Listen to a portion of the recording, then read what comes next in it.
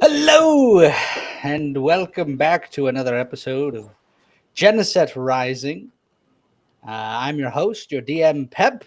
I'm joined by my lovely players. It's a full house, practically, Almost. almost. How we doing? How we doing, everybody?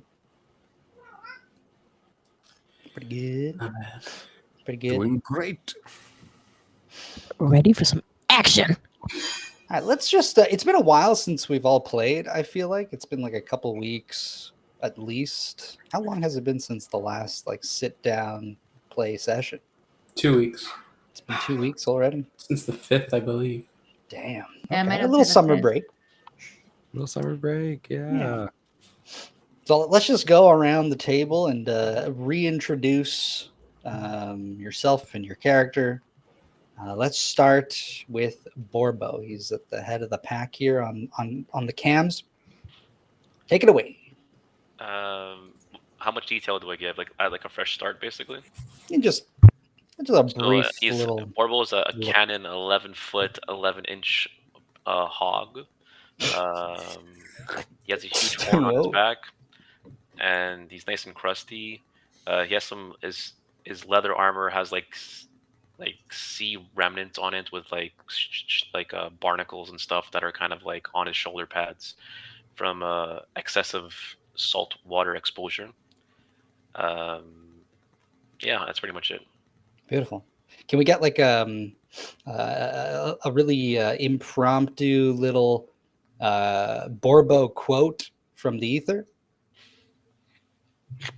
From our campaign? Just from the depths of your mind, like whatever you can come up with. That goes in my nose. Beautiful. That was Perfect. reference to the alcohol he stuffed up his nose, but yeah. Oh yeah, that did happen. Hold up. I've got a little message here in my ear. Oh, no, it's all good. It's just Just gotta make sure, you know. All right. Who's next after Robert? I don't have the stream open, so somebody help me here. Yes, I there believe is. it's Larissa. Oh, what happened? Salut. Is it good? Welcome back. Howdy. My name's Ika. Ika Mouse. I'm from a very I forgot the name of the island, but I'm not from Geneset, and I run a very typical country life, running the farm, the family farm, and right now I'm on a very important mission, looking for my husband, who's gone missing. She is a mouse folk. She's about yay high. You can't see it, but it's roughly about 2 feet tall. And she dresses like kind of like your stereotypical cowgirl. You know, she's got well, she don't got shoes. It makes it hard to climb around, but she's got a nice dusty vest. She's got the classic cowboy hat with her lasso, and she's not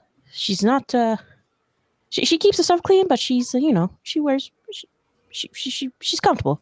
She's comfortable. Whatever helps her move around. And yeah, she's on a mission to find her missing Genemental husband, who was part of the Highwind Corps, and he's suddenly gone missing, and she wants answers. Beautiful. And can we get an Ika quote? Here I have a page open. There's not a pot too crooked that a lip won't fit. Ooh. Oh my gosh, was ready. Yeah. Okay. Beautiful. Yeehaw. Brent. Yes, I just want to say what a wonderful quote. I use that in my own life. It means there's someone out there for everyone. Yeah. Speaking of someone who's out there, there's Rowan in this universe. So I play Rowan, who talks like this bit of an slow talking, big hulking figure, and he has the face of a man with pointy teeth and lots of hair, for he is also at the same time a manticore, and the manticore part of him has wings that are leathery in nature, and a hairy, furry body with the tail of a scorpion. He wears a sort of robe that covers most of his chest, loose fitting, that goes down into a fabric-y kind of like kilt, almost like a Roman toga style. But it has a leather belt that goes over the top, and this belt has medicinal pouches and small like tinctures, and you see liquids in there, and these small vials where he can put together remedies based on what might be ailing you that he gathers from the nature and the world around him. Like I said, he's big, he's strong, he's 6'11", he can fly, his tan burgundy fur, and he believes in the spirit of the world. And Rowan's struggle is often within himself and where he fits amongst his peers, other thinking beings around him. That's it. A quote from Rowan, perhaps, is as he puts his hand on your shoulder and stares deeply into your eyes and goes, "Thank you." How polite. I feel touched. Thank you, Rowan. Well, he did touch you. He put his hand on you. And he stared deep in my eyes. Literally. Amazing. After that, we got Matthew. Who? Ooh. Hey, I'm Matthew, apparently, all of a sudden. But I'm playing Trevor Boom. He is a kind of a little magical musician from the far-off continent of Vast. And he's worked with the Highwind Corps and come a long way to get to Geneset. And he's very excited and ready to forge stories, as he likes to say.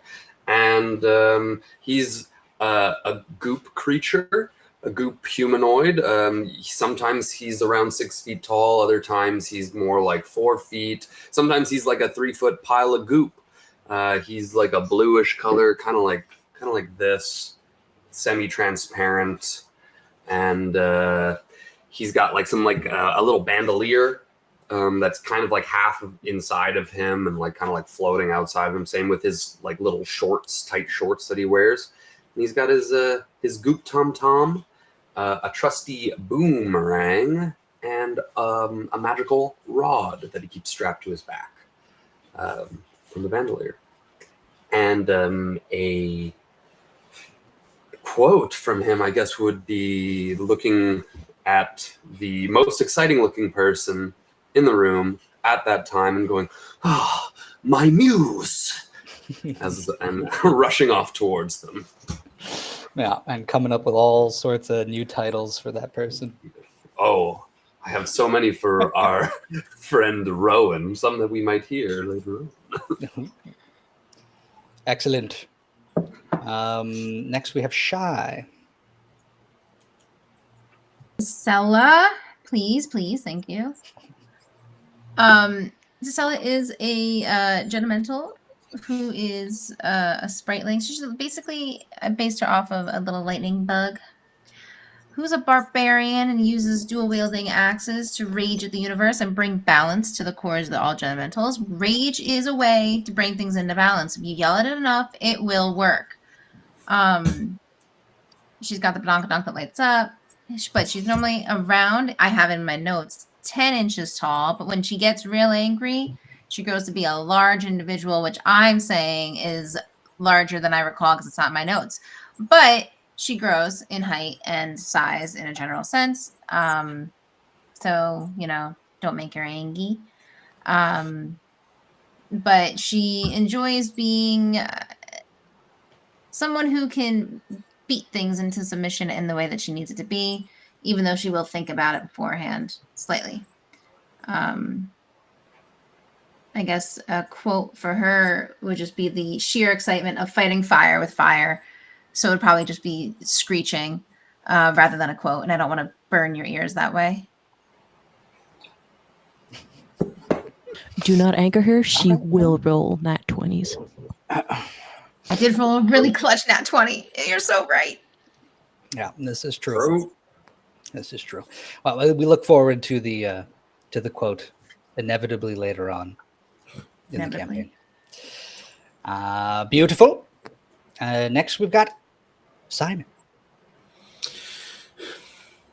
Hello, I play Caspian. Caspian is a rather small gnome. He's balding, he got a little crown of hair, grey hair, or white hair rather, around his bald spot. Small individual, not even half the size of large Rowan over there. He's been part of Captain Clipper's crew for years, decades even. And he's just been tending to the needs of the ship's, as a ship's doctor, but he has a bit more of an arcane focus. And recently he's just been trying to help the captain wherever he can. And it seems to be that right now the captain needs a bit of help with his guests. And so he's there, keeping an eye on things. Good old Caspian. You got any words of wisdom? Oh no, Borbo, not again. It's a classic. Yeah, that's a good one. All right. And last but not least, CJ.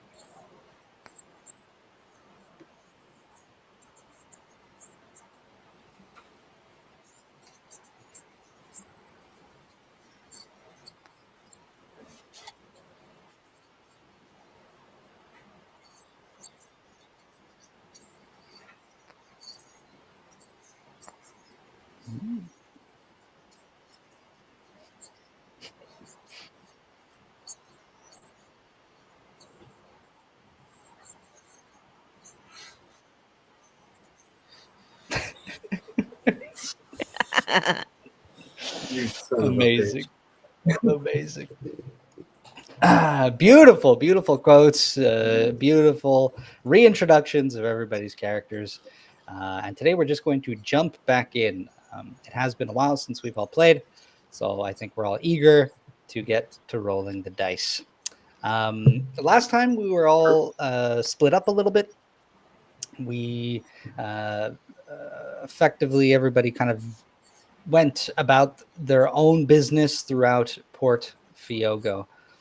So let's pick up with Borbo, just as he learnt the direction of his missing conch, or stolen conch, rather. You headed off in a direction after receiving some help by the magician Sir Lulelo. And you started stomping your way through the docks.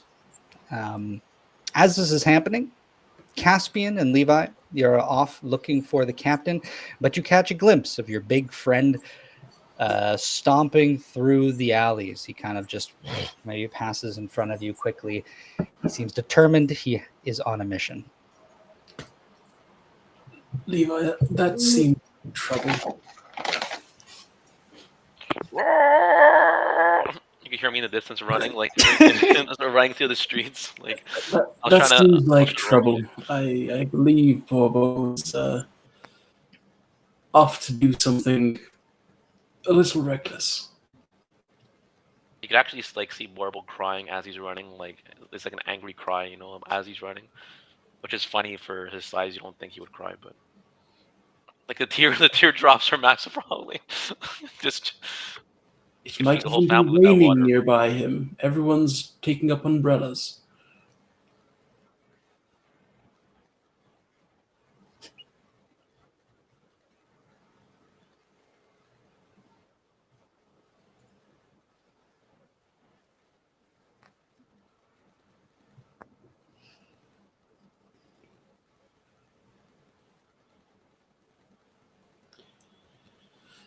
Yes.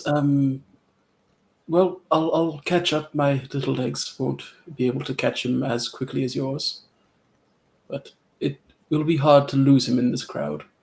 He kind of stands head and shoulders over everyone else.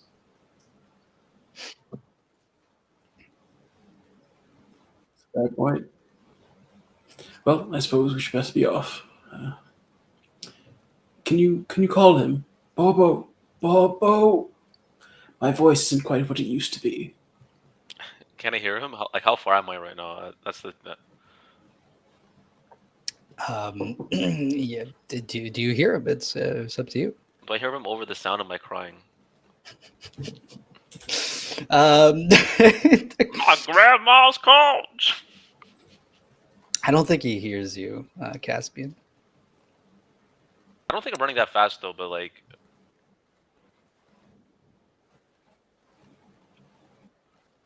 Yeah. A sound that Borbo would have heard, relatively frequently aboard the ship, perhaps.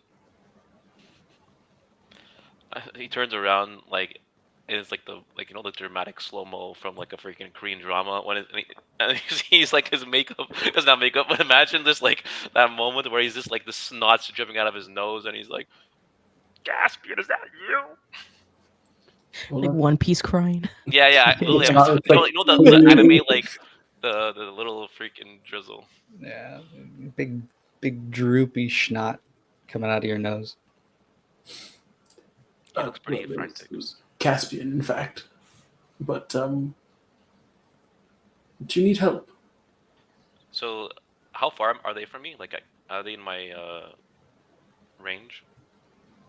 Yeah, I mean, you're kind of trying to push your way through relatively busy streets or small alleyways, and it's a little bit difficult for you. I mean, you might be pushing past people, whatever, but they're not too far away. They can catch up with you. So I think Borbo, he would like. It feels like it's too much time to talk, so he would run up and pick up my two party members, one in each hand like this, if they let me, and then he's gonna run like carrying them like freaking sacks of potatoes, and he's like, "I'll explain on the way." So I don't know if you guys let me do that, but that's the plan. Don't think Caspian can really stop you. He doesn't have the strength to stop you at the very least. Is it canon to have a pocket? Can I put it in my pocket? No, I don't have. No. I'll put it in the cannon because I'm carrying a cannon on my back, right? Is that canon? So, yeah, I mean, you have it. Yeah. It is in my backpack. It's technically, yeah. It's just, yeah. So I stuff it into the cannon and then I start running and then I tell Caspian to join me. Basically, I don't know how fast he is, but Yeah, I'd be the only one that fits.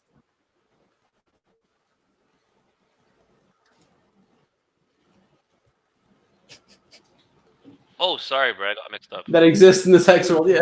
That's how he introduces himself to people. Hey, my name's Levi. I like the jeans. Levi jeans, canonically. Thank you, good sir. Come on. My conch has been stolen. My grandmother's conch from the Isle of...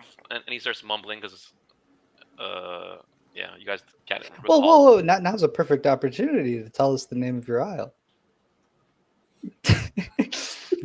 Quickly now. Spot here. No pressure. Hogville It's a Greenhorn. perfectly normal name. It's You kind say of Hogville Hogville? Greenhorn. That's Hogville Greenhorn. Foghorn Leghorn? What? I say. I say. Now, I say, we gotta go catch that thief there. Hogville Greenhorn Valley. It's canon. Valley. Okay. All right. Good to know. Wait till you hear the story about that after. I'll freestyle down after. Why it's called Green? why is it a valley if it's an island? There's a valley in the island. Yeah. Anyway. So yeah, I'm running, and I try to explain to them that my grandma's conch got stolen, and by some dirty rats. Actually, what do they look like? I don't remember. It was just a thief, right? A human thief. No, they were like little people, either halflings or gnomes, or couldn't get too good of a look at them. They were sort of in a big trench coat. They were trying to pretend to be somebody else, and they got the better of you. Yes, but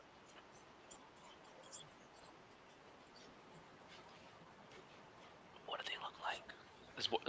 This Borbo, like, I don't know if I rolled a perception. Like, I don't know how much information. Hold on, he knows. I will. Point of order, and I'm not sure if I just wasn't listening in that moment, but Levi, you saw them last time.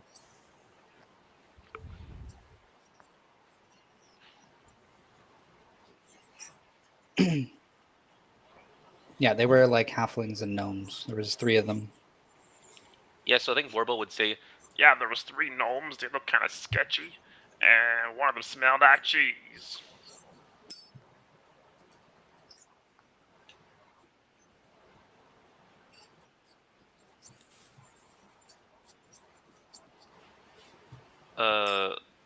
Lovely low losses go down the hill. I permit me if I'm wrong, but I believe that was Salim scored. Oh. You need to help with their names.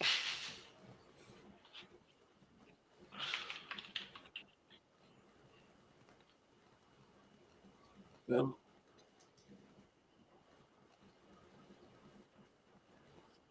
Those goddamn small folk. I look at Caspian, give him a little side eye in the cannon. Me I and always Tisella gonna take appreciate- offense to that. your votes of confidence, boys. Now look, if it's fishing that we need to do, Borbo's our man. Let's go get him.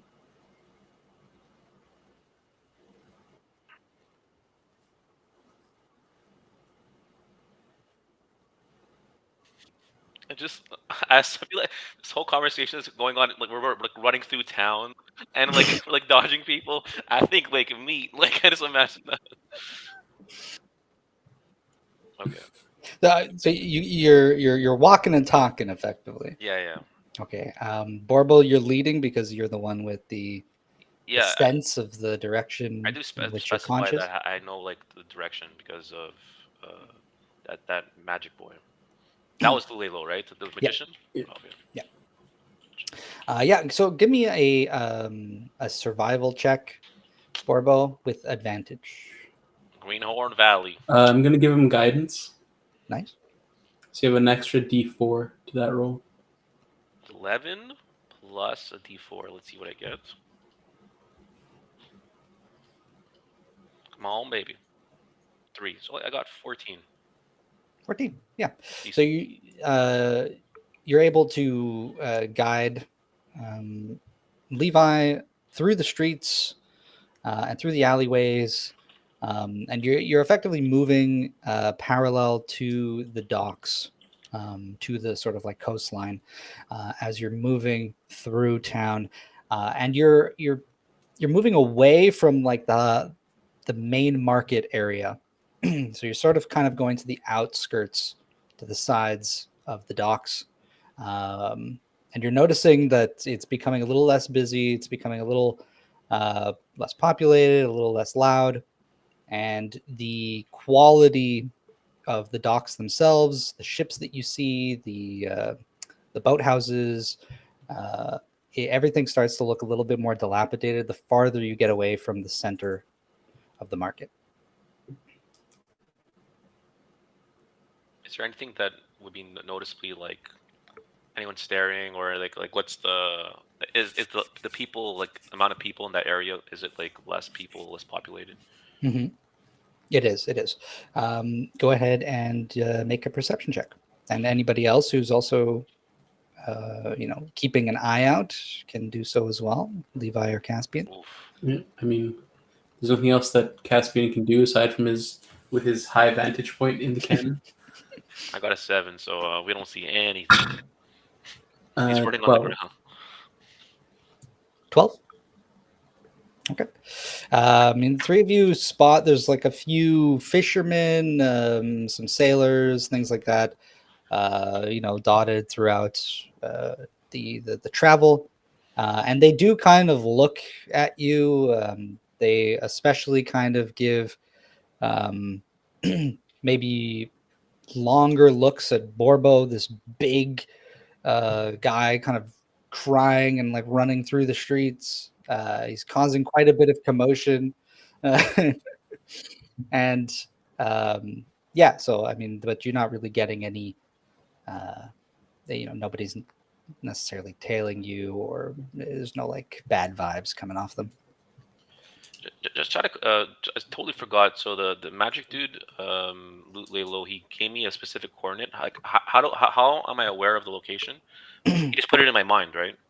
Yeah, so he casted some sort of spell on you, using your connection to the conch to help guide you. So it's kind of like there's this fuzzy sensation in your mind, and every time you're sort of like looking out in the direction of where it is, it sort of gives you some sort of response in your mind. So it's sort of just like an innate feeling. It's almost like if you stared at a light and then closed your eyes and you can sort of still see the light. There's kind of like this mental light guiding your way. It's not perceptible by sight, but it's there. It kind of, yeah. Could it shows be you the- canon that Marvel thinks it's his sense of smell, and he's following the sense of smell? Absolutely. Because the guy smelled like cheese, so that's what I'm gonna see. He's trying to sniff it out too. Because I don't think Borbo will be smart enough to recognize. Like, I don't know how he would recognize exactly like why he was able to know this information. So I Of think he course, would yeah. just assume it's like one of his senses that's guiding him. Okay. Yeah. So that fuzziness comes in the form of the smell of cheese. Very ripe, feet smelling cheese. How far are we from the distance? Like, is it like 200 freaking like feet, like super far like down? You feel like you're getting closer to it, but it's not giving you like an exact distance, right? It's just that this feeling kind of gets stronger the closer you get to it. Okay. Yeah. Well, Borbo will continue to make his way through town. I don't think he really cares about like if the environment changes or anything. He has one mission, I think. Okay. He's definitely flustered and emotional, so I don't think he's 100% thinking rational. Right. Well, as you are moving through, you begin to approach a larger building that sort of connects out to an isolated section of dock. So the dock kind of like ends at a certain point, and if you weren't walking directly along the docks, you'd have to sort of dip down through some streets and some paths to get back to this other separate dock on the west side of the port. And you notice that this place looks a little run down. It looks like maybe it's an abandoned shipyard. There's a large boathouse. The ceiling looks like it's been caved in. And there's like all sorts of beached ships that have been disassembled, and there's like scrap all over the place, and just remnants of old ships. Is there like a wooden door? Like, is it like kind of like a tavern establishment, or is it kind of just like is it enclosed, or is it really just an open space, like part of the docks? So you can see that there's a section that attaches to the docks where boats could presumably even go into the boathouse. There's like a section where maybe they lift up the boats with some sort of, or used to lift up the boats out of the water with some sort of mechanism. That doesn't seem to be operational. So there's like a big opening exposed out to sea. And then there are sort of larger doors along the sides of this building that do seem to be closed. But again, it looks rather run down. It looks abandoned. So it's not like it's locked up or anything. Yes.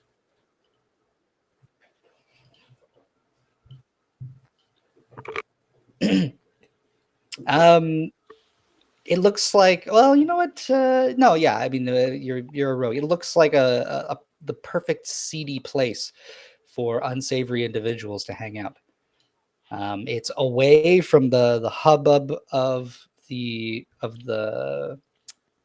market and the docks, and it's just far enough away, like sort of around the bend, farther west, where it's kind of hidden a little bit. There's less people here. Yeah, it looks like people could definitely be up to some shady shenanigans. That's the initial impression you get.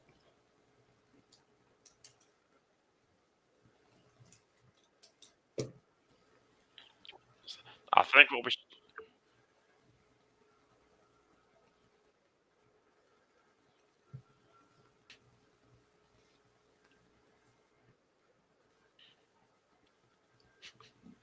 All right. He nods, like 100% understood exactly what he was saying. Crystal clear. Just the pure passion.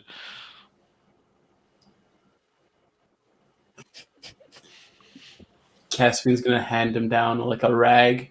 Like, just clean yourself up a little bit. By the way, did we heal from the previous session? No, eh? Nope.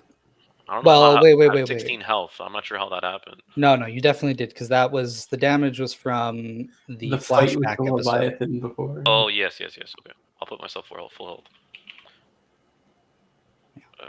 49. He also has temporary health points, actually. But, so he looks at Caspian and he looks at Levi and he's like, on 3. I'll distract them. No. That seems to be exactly opposite what Levi has been suggesting. And he's like, freaking Hussein Bolt's ready for the freaking, like, he's like locked in. 1, 3. And he's freaking just. So the game plan is that he wants to run into like the seedy establishment, and he wants to basically, what I would like to do is I want to blow my horn in the establishment and use one of my notes that basically knocks everyone back. Okay. So Everyone's in no, he could choose the to cannon. When I was in that position, he could get off if he wants to. Can he get out of the cannon? Yeah. I would let you if it seemed like you're trying to crawl your way out, or He'll pop out. So I think the game plan is Borbo's gonna tackle through the establishment, and then he's gonna cast I believe it's called Base Boost, which is just a huge ass freaking blow to the I'm gonna take my little claw and go. Okay. So let's do this one thing at a time. You crash in through. So are you going through via the docks, or are you just going through one of the side doors? I think he wants to break through a door. Okay, so you just for the barrel through the door. This thing is not securely in place at all. It's actually kind of surprising how easy it is for you to just kind of like bash through it with your body. And when you do, you immediately see inside is from the inside, you do see there's like a large pool area where like the ships can come in. You immediately sense the direction of your conch within that pool of water. So it's kind of like on the shore. There's like a little kind of. No. So you're inside of a building that's like out on the water, Okay. effectively, and boats can come into the building. So inside the building is just like the like built over the water essentially. Like an indoor docking area, basically. Yeah, exactly. So Thank no you. one's inside my perimeter. You don't see anybody when you barge Okay. in initially. Wait, You you just wouldn't know immediately. it's I'm smart, just letting you know that you immediately sense that the conch is effectively in front of you, but in this big pool area where like the ships would be. Okay. So I turned back to my party members, and I'm like this. Coast is clear. I gave him like a little thumbs up, as in like I freaking breached the freaking establishment.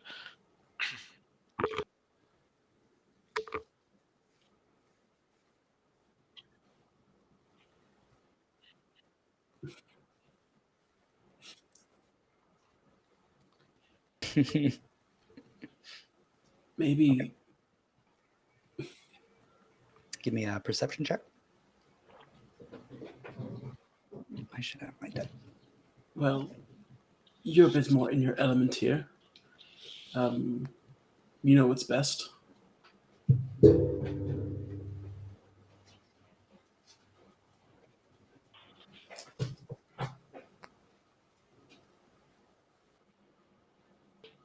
Well, I can support Borbo if you want to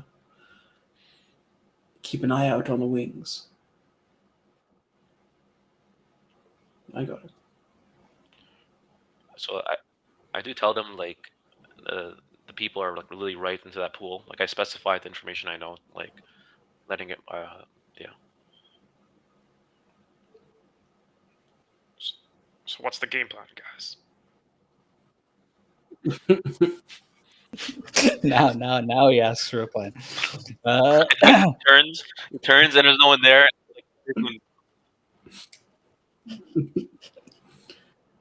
Um. Casper will come up to like tap you on the knee. Well, you said your items here. Let's go get your item. Yeah, Borbo nods, and he just walks towards the smell. Caspian's gonna cast detect magic just to get like a sense of what's going on around the area. See if there's any like illusions or any like hidden people in like invisibility or anything. Awesome. All right. So Levi, what did you get on your perception? Oh yeah. Of course.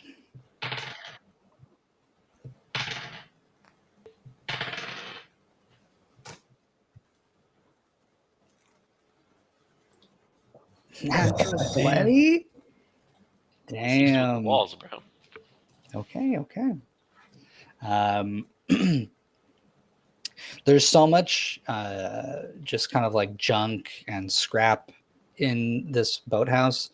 You it maybe isn't obvious, but like the sort of rafters in the roof of the building, you notice these small figures up and sort of like hidden in the shadows of them.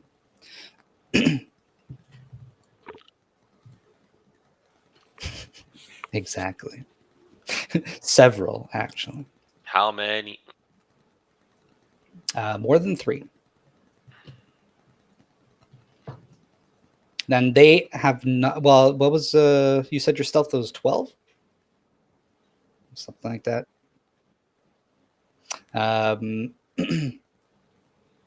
As you're looking at them, they're pretty much all trained on Borbo. They haven't noticed you, except you do sort of lock eyes with one.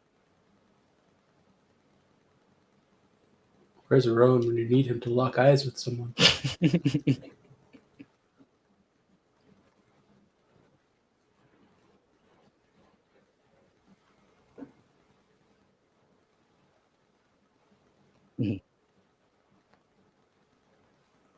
Okay. Yeah, I think if you do this, you will sort of make yourself known to the others since they're all sort of focused on Borbo and you're approaching him. But you can definitely use him for cover, let's say. Couldn't Borbo make a perception as well, if it's possible? Sure. What are you looking for? Those dirty rats. Oh, okay. Well, I got an 8 though, so nothing happens probably. No, you don't even know they're there. And for Caspian, you notice there is a faint glows of magic coming from inside the pool, sort of at the bottom of the pool here. There's quite a few sources of magical energy. The colors are kind of intermingling. There's different effects and things mixed up within them. And you also notice on the other side of the boathouse, there is another door. It doesn't lead outside. There's like maybe a small like office or something. There's a door that seems to be glowing with magical energy. Okay. I'll clock it, but I'll keep quiet for now. Okay. Well, it seems like everything's in that pool over there, Borbo. How far is the pool from me? You could like jump right in. Can I stick my instrument into it? Sure. Please don't say it like that. Can I stick my utensil into it? His Hexagon. He takes his Why? freaking Let's relax. his Actually, relax. big crab claw. And he kind of sticks it in as if he's gonna like blow into the water. Stop. Now blow his tool, okay? You're like blowing bubbles in the. I'm always gonna blow something, all right? Okay. Anyways, What's going on? What is happening? that was the first time we taking it easy. Borbo's unhinged, man. Look, he doesn't have a conch with him. He needs to... Yeah, so he's literally still crying, by the way. It's canon, and he's gonna. He's No basically conch he wants to use. Basically, he knows he's trying to draw everyone's attention, and also he wants to use his like instrument that basically knocks people back. So it's a thing called base boost. Enemies within a melody radius would have to make a con save, and they're knocked back 5 feet and granted the slow condition on a failed save. So yeah, that's it. He's gonna kind of drop it in there. Okay. And And- you make a ton of noise with this. Into the water though. Mhm. Okay. Nothing happens. I mean, there's the radius of the actual knockback, I think, is like 10 feet, right? Or it's like a 10-foot radius around you. I think you just like blow sort of this big burst. The water maybe kind of like splashes out, and there's kind of like ringing in Caspian and Levi's ears. They're like right next to you as you do this. And but as it kind of just settles and you get some like water on you, there's just kind of like this silence. At this point, though, Levi, I will give you an opportunity to do something if you want to right now. Yeah.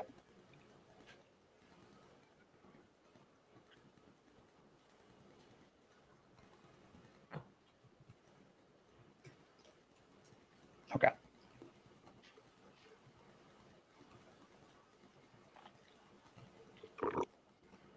Okay.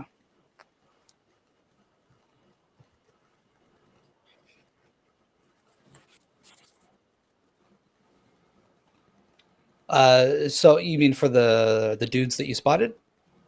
Well, they're all like up in the rafters. So for you to get up there, you would have to do some climbing.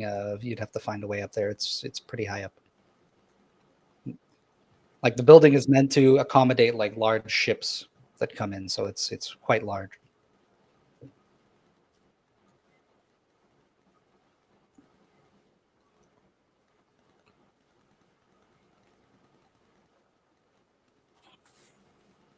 Yeah. I mean, there's stacks of like boxes and just like scrap parts from ships kind of piled up along the sides that you could climb up, and then you notice that even along the walls there's ropes and instruments for ships that are hanging off them. Some of them maybe look relatively old, they're maybe not the best quality. You don't know how well they'll hold up, but you could make your way up. And I think as with your mutations, your race, I think you have a climbing speed as a tabaxi, maybe. But either way, I think like you could just use. Mutation. Just for comparison, Beautiful. Yeah, so it would be no problem for you to start climbing up there.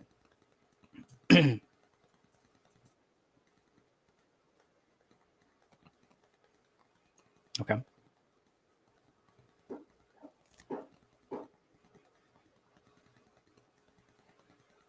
Okay.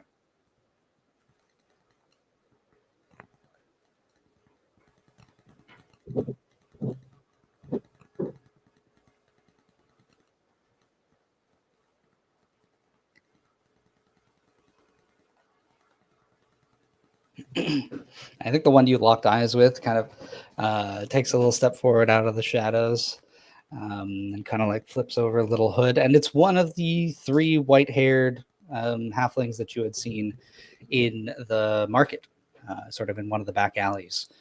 And you see he kind of like peers out from under his hood, and he looks like wet. He's kind of like, you could see like the robe that he's wearing is sort of like clinging to him, and he goes, "Wrong day to be following us, pal." And he kind of like pulls himself out and flips over his hood, and you see the white hair, and he's got these blue eyes, and he's looking at you, and he kind of takes out. He's got it like a little gun on his hip, and he's sort of like got his hand on it, and he's looking at you. Your gun's already out. And the few other dudes, they're all kind of looking, they're sort of gauging the interaction between you two. And they've all clearly have firearms on them as well. You do not see, however, the other 2 individuals of the 3 that you saw. Only one of them.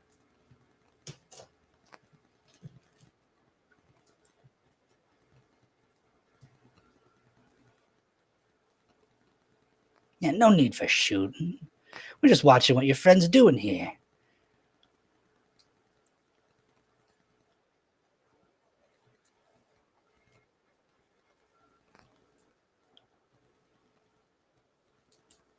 Oh, does it now? Wow, coming all the way out here for something like that, huh? Well, why don't you tell me what it is exactly your friend's looking for?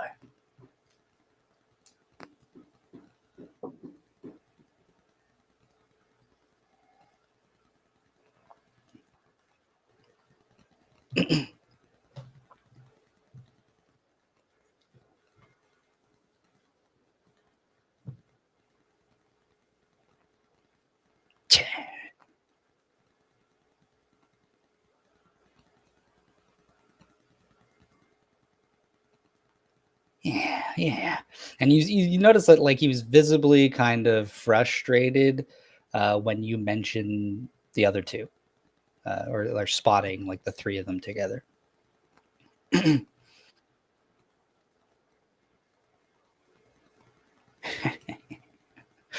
maybe they ain't smart enough to lead you right into a trap. And from the pool, the water is going to burst. There's going to be like a big eruption, similar to like what Borbo had done himself. You're standing there. As this happens, I'm going to ask everyone to roll for initiative. As all the little halflings kind of like jump down from the rafters. Us too. Not you. I'm just, Oh. we're just going to get the initiative roll for these guys, and then we are going to move Or you know what? It's almost 8:30. Maybe we'll do an early bio break. But let's get those numbers in.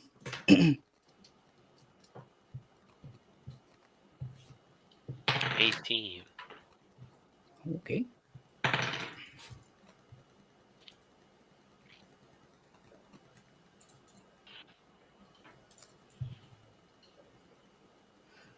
Mm-hmm. 17. 17. Okay. All right. And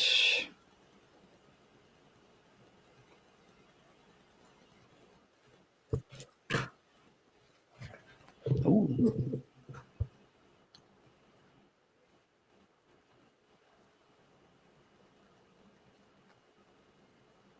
sure. Take mine if you want.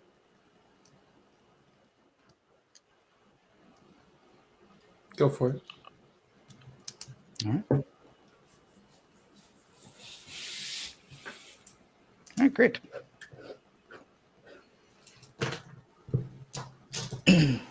So we're going to cut away right as at the apex of the energy here, and we are going to jump over to the rest of our motley crew as they were heading to Nan's parlor up the Verdant Hills, which is sort of the Genemental half of Port Fiogo. There was a spontaneous fire that occurred last time, and Tasela took action with Nan to take out the wild fire elemental that was spawned from the core of the sick Genemental. After taking it out, the Rowan, Trevor, and Ika made their way up there, hearing the bells, and went to go check it out. So as you guys arrive there, you go through the gardens, Wish's gardens, mess with his flowers, and you are now inside the parlor, the large main section of the parlor, as the Highwind Corps members bring the sick water and ice Genemental from the fortress when you guys were approaching the island. So here you are inside of the parlor. Nan puts on her glasses and she takes a quick little look at the sick Genemental. Oh, poor fellow here, he doesn't look so good. And yeah, Tasela, you're there watching with her, and she goes, "You'll help me with this, won't you, dearie?" Always. I don't know how this is like. Yeah, she's like slightly jazzed up still, probably. I think so. Got that sick crit. I'm actually right now rereading. It's I literally my notes says it's wild in here. It's getting wild. Good job, me. That sounds like a good quote for her. It's getting wild in here. Let's get wild. Anyway, yeah. So we'll prepare for assisting, whatever, getting the place ready, hosting, but also like setting up the new spontaneously constructed tent into the way it's meant to be. Okay. So as you're standing there, the patient is placed on a more comfortable space, sort of bedding area with instead of the cot that he was being carried on. And Nan is going around she's sort of like feeling the Genemental's muscles, kind of like checking the soles of their feet, and then like rubbing their palms and like checking their fingertips, and then looks at their eyes and sort of presses under their neck, and it seems to just be doing some sort of slight investigation of her own. As she's doing this, though, she goes, the core is quite swelled. Can you try and dismiss some of the energy, Tisela, using the little... Out of her bag. I do not recall what his cores were. Water and ice. So I'll grab the salt crystal, and I think there's the snow globe. So the salt crystal and the snow globe, and try to locationally wise put them around and pull the energies that need to be pulled, and go pull a Kirby mode on the core. Yeah, so you use these kind of as to gauge or to gauge how much energy is in the core. And these count as tools, so I'm going to ask you to make a little tools check, and you're proficient with these, so you can add your proficiency bonus.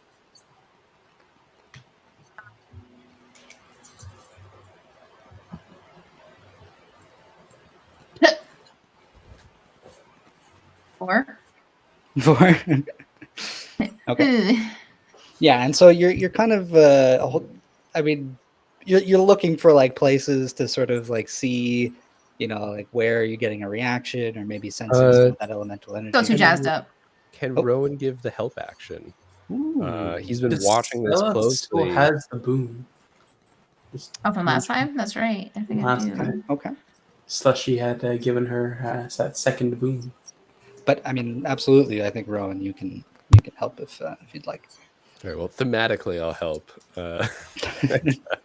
She might still need You're helping me, Boone. I'll roll again. Significantly better. 17. 17. All right. So Rowan, how do you offer help here? Well, I think I see Tisela trying to take care of two things at once, right? One was like prepping this tent and doing these things, and the other is like taking care of this patient with Nan. And so as Tisela, you go towards and you start to do your investigation. I think that maybe a little bit of worry just kind of like recedes and allows you to focus on your work as you see just Rowan kind of like just finishes setting up the tent in that way behind you of like, okay, the herbs are all over here. And like, he just uses that spatial awareness of like, okay, you like started this setup, I can just finish it for you and then wait patiently. The mental oh my god, barbarian. I almost said barbarian connection that we have. It's not real, but it's there. Beautiful. Think clean, then think good. Good. Yeah, and it certainly helps. Tisela, you're able to concentrate a little deeper on the tools that you have here, these conduits, gauging the elemental energy within the Genementals core. And as you're doing this, as you're focusing, Rowan, you're sort of like moving around, and Nan kind of like is also walking around the bed, and she kind of stops in front of you and looks at you for a moment, and then she takes a big long look at your chest and your core. And oh yeah, I think Rowan would even like, if she's like really staring at it, just kind of like cock his head and just like move his robe out of the way so she can get a good look. Mm-hmm. And she goes, "Oh, well, thank you. No, pardon me, I did not mean to stare. It's just it's a beautiful combination." And she just sort of gives you a nod and thanks you. And I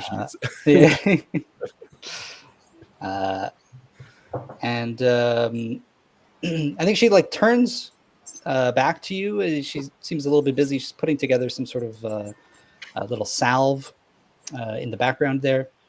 And she turns to you as she's working, and she goes, when this is all, when things have quieted down, I'd love to speak with you. I'm Nan Babaya. And she kind of just like clasps your hand, sort of takes your hand in hers and just sort of holds it there for a moment. I'm Rowan. It's nice to meet you. And these are two of our companions who have also met Tisela. It's Ika and Trevor. Well, it's Howdy. a pleasure to meet all of you. Hello. Just give us a moment here, and I'll be with you in just a moment. Absolutely. And I maybe like heard the three of us like out of the, we finished setting up and just heard us out of the tent, and guess they need a moment, and everything seems fine here. The fires have all been put out for now. Mhm. I just wonder what the hay started all this. I glance back at almost like Tasela, and I think you see a look across Rowan's face of like, she's the last fiery thing that we saw, but everything, she's obviously intensely caring for someone. So Yeah. Yeah, and I think as you're sort of getting out of everyone's hair here, you do notice that the portion of the front of the parlor that was sort of like blown out, there's like burn marks all along the ground, and there's like a pretty distinct like black ash in certain places, and you also notice those like clumps. The clumps of the core of that Genemental that had like broken up when Tasela struck them. Nan had sort of like collected them and like placed them in the room, and so you do catch like a glimpse of them. I think there's something in me as a Genemental where I'm like looking at that and just, Trevor, don't eat this. I think it's disrespectful. Eat? The I don't know if you flowers. use the word. I didn't eat the flowers. You think we were born yesterday? Not too loudly, Ika. I think that other one is he still here? I forget. He's like standing right behind you guys, and he goes, "If you're leaving, please do be careful with the flowers." If I have eaten the flowers, you would still see the petals. Anyways. Don't argue with him. Very, No argument. very sad about No that, sir. No arguments here. All's well.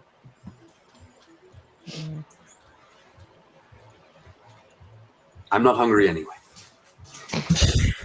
Well, you're right already. Could you remind us of what his name was and what he looked like a little bit? Wish? Yes, his name was Wish. And he is like a humanoid mantis. So he's like a half man, half mantis. He is a spriteling. And he has, from what you can tell, water and earth in his core. How big is he? That's a good question. I'll say average size for now until we get confirmation from the man himself. But okay. Yeah, he's not like huge. He's just, but he's not small either. Okay, because I don't know much about spritelings, so I just assuming from Tasela that they are sprite size. Some of them. Okay, so Tasela I'm trying to look for the tools there that I had given you, the gifts of balance. Here we go. I have 6 or them unless you need. Yeah. Can you? I'm just trying to remember the rules here that I wrote for this thing. Excuse me. The DC. So you have to. Oh, well, you had already rolled, right? And then you'd gotten a 17. On success. Okay. Yeah. So as you're focusing on the core here, using your gifts of balance, you are able to sort of redirect the flow of energy. You see that there's a growing amount of water energy within the core. But how do I explain this? You're able to sort of like draw it closer to center, draw it closer to balance.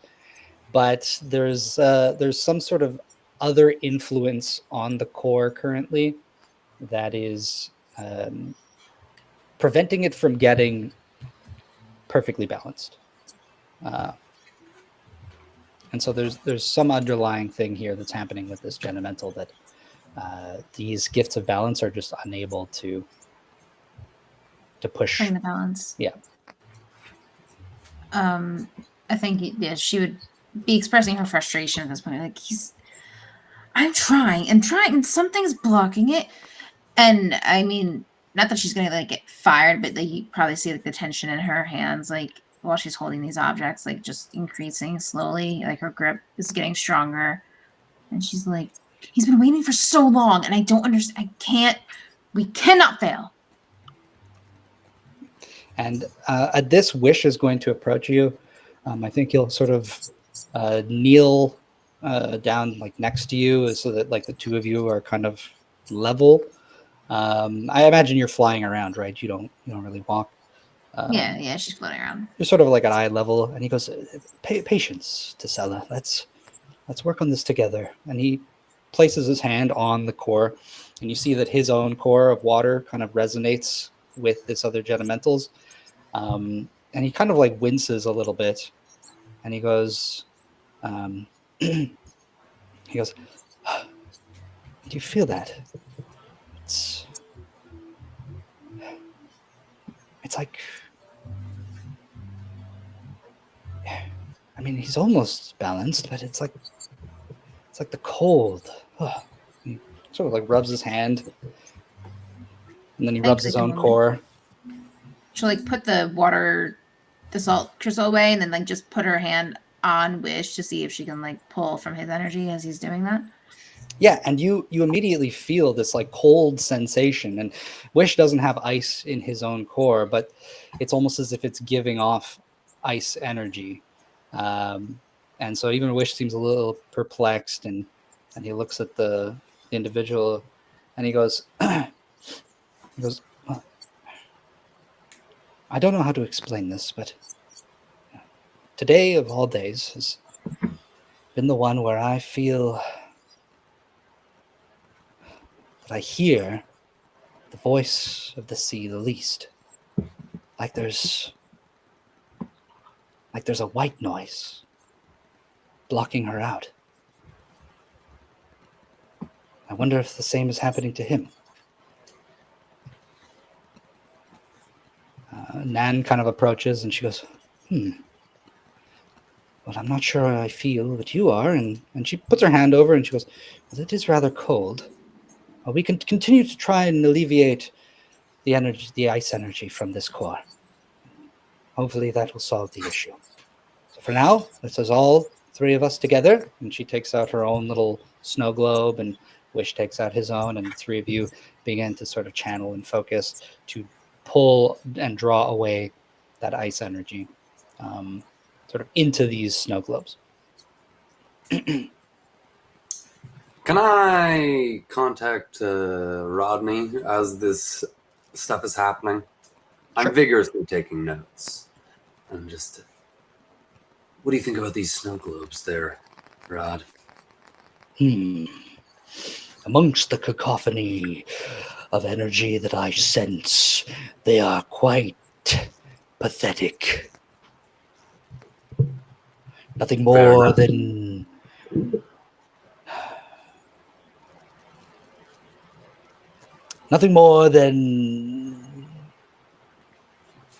a guiding hand for the energy.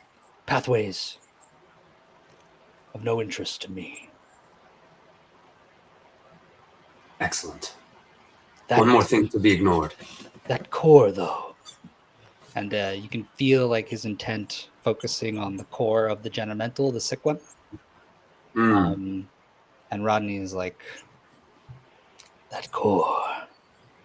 Touch me to it." What will happen? I need it. Rodney, we must weigh the potential downfall. I wish to continue providing you with new magics, but I cannot do that if we are immediately killed for injuring the creature that this core resides within. Of course. I got ahead of myself. Your fervor is it's admirable as always, Rod. Ah, I will wait patiently for another opportunity. Yes, there will be. But I'll remember that you want to touch a core. I will remember. Good. And I await eagerly the moment. And then I'll just kind of like come closer and be like, maybe there's some way I can help. Yeah, you kind of I'll just like hover. hovering around, taking a look. The three of them seem pretty focused, and with the three of them working together, it doesn't take very long to. There's a visible amount of sort of this reduction of energy within the core, and it does sort of settle down. So Nan kind of stands up, and so does Wish, and they look at each other, and he goes, "There's still quite a large amount of water energy as well. It's a strange influx of ether, perhaps. I will have to pay close attention to my own core to ensure that this is not some abnormality." Nan goes, "All right. Well, if you can, Wish, just some flowers, perhaps, would do good." He goes, "I have just the thing." And he steps back out into his garden to go -1. fetch some flowers. No. Yeah. So you're all sort of standing there, and Nan kind of like straightens out, and she puts her hand on your shoulder, Sella, and she goes, "That'll be quite enough. I think he can rest now. At least with this one, we don't have to worry about them spontaneously combusting." And she goes over to the pile of like the ashen core, the chunks, and she'll go and like scoop them up. And you see she brings them over to another room. They're just taking them out of like this main area. Can I follow her as she's going? Excuse me, Nan, was it? Yes. What are you doing with these pieces of? What is this even? These are I'm just so interested. I'm sorry. I'm from far away.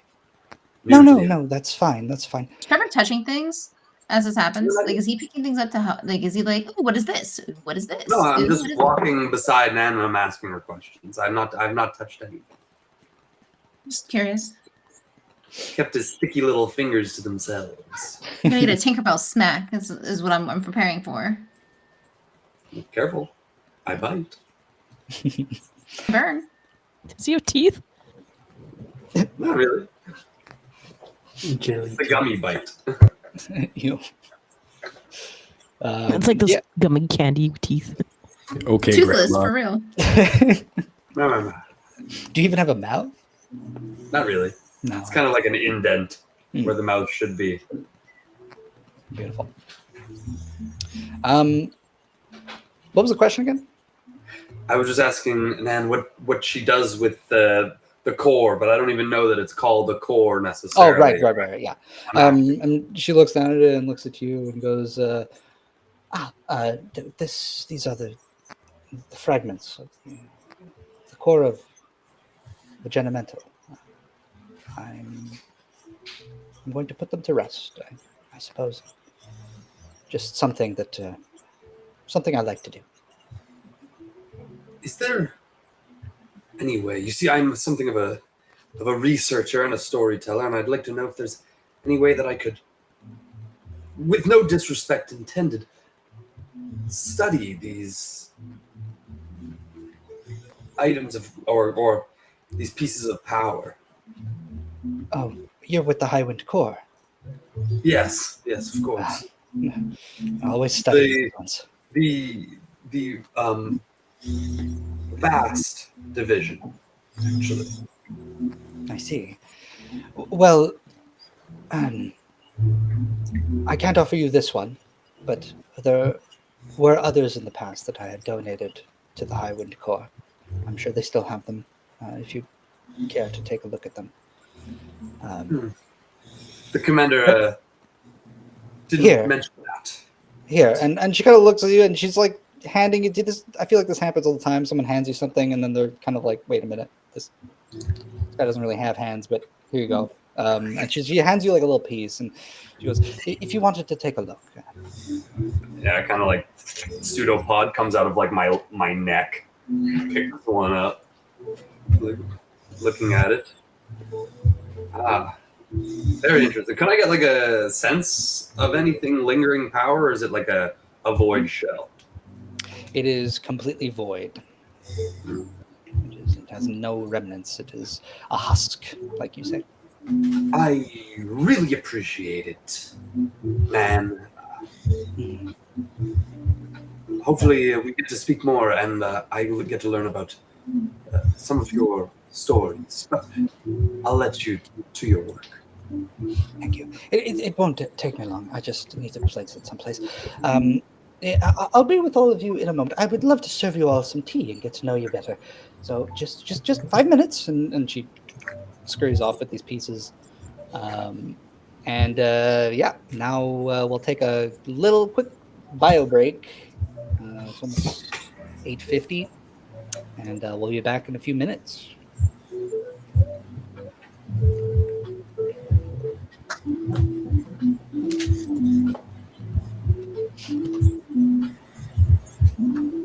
We said we'll be back. How vigorous do I need to wave?